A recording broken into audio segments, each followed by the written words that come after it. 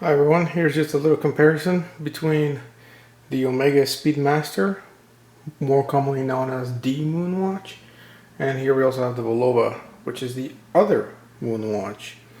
History behind this Bulova goes that in one of the moonwalks, so those are EVAs, but in the moon, in Apollo 15, the astronaut who was given by NASA, one of these guys, the Sapphire crystal popped out.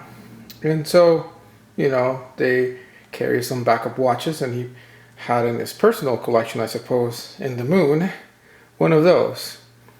And so, story goes that he actually put it on an EVA, making it officially the other moon watch. So, one is Bulova, one is Omega. Big price difference, but frankly, they're both beautiful watches. They both represent a piece of history in NASA. And I think that, sometimes people get this one because this one's a lot cheaper than this one. But I think that both have a merit and both should be part of everybody's collection if you're into that. So just thought I'd put them side by side.